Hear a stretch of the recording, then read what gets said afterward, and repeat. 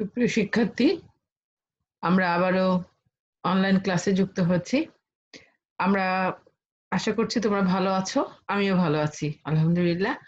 আমাদের গত ক্লাসগুলিতে একটা কবিতা, একটা গল্প আমরা শেষ করতে পেরেছি। আশা করছি তোমরা সেটা বুঝেছো। আর শুধু পড়লেই তো হবে না, শুনলেই তো হবে না। আমাদের কিছু অনুশীলনের দরকার আছে। সে কারণে আমি কিছু কোশ্চেন তোমাদেরকে দিয়ে দিচ্ছি। আমার আসলে সৃজনশীল উদ্দীপকটা দিচ্ছি না।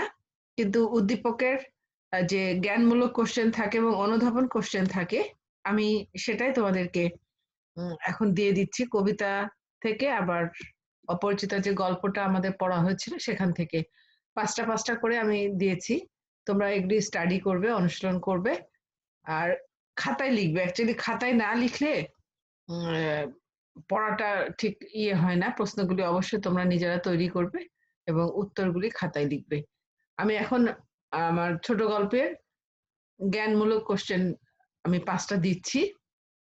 প্রত্যেকটা প্রশ্নের ধরন কিন্তু ১ মার্কস করে হবে। নাম্বার থাকবে ১ মার্কস, ১ নাম্বার করে থাকবে।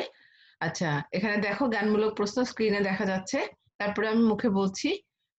প্রথম কোশ্চেন হচ্ছে রবীন্দ্রনাথ ঠাকুরের জন্ম কত সালে? ২ অপরিচিতা গল্পটি প্রথম কোন পত্রিকায় প্রকাশিত হয়?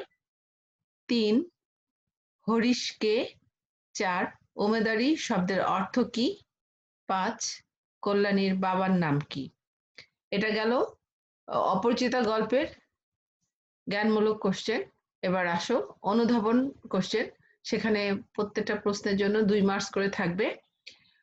এগুলি কিন্তু তোমাদের বই থেকে এই দুটো প্রশ্নেরই অ্যান্সার হবে। ১ নম্বর কোশ্চেন হচ্ছে, কিন্তু ভাগ্য আমার ভালো, এই তো আমি জায়গা পাইয়াছি। উক্তিটি বিশ্লেষণ করো। ২ নম্বর প্রশ্ন, অনুপমের মামা শ্যাকরাকে বিয়ে বাড়িতে কেন এনেছিলেন? ৩ ঠাট্টার সম্পর্ককে স্থায়ী করিবার ইচ্ছা আমার নাই। প্রসঙ্গ উল্লেখ করো। ৪ আমি মাথা হেঁট করিয়া চুপ করিয়া রহিলাম।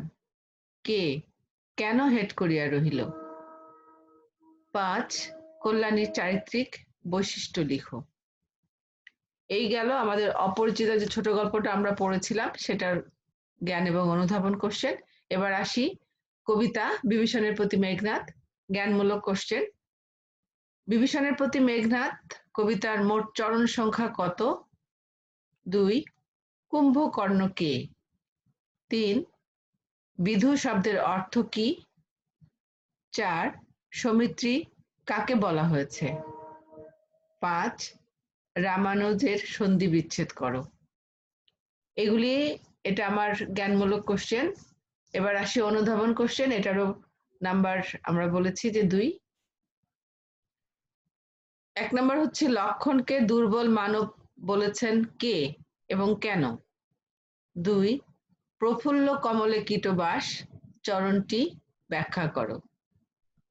৩ নির্গুণ স্বজন শ্রেয় পর পর সদা উক্তিটি বুঝিয়ে লিখো। ৪ হাই তাত উচিত কি তব এ কাজ বলিতে কি বোঝানো হয়েছে? ৫ এতক্ষণে অরিন্দম কহিল বিষাদে উক্তিটি সম্পর্কে লিখো। এই আমাদের অনুধাবন কোশ্চেন এবং জ্ঞানমূলক কোশ্চেন। তোমরা বাসায় অনুশীলন করতে থাকো। সে পর্যন্ত তোমরা ভালো থাকো এবং পরবর্তীতে তোমাদের সঙ্গে আবারও কথা হবে। ধন্যবাদ সবাইকে।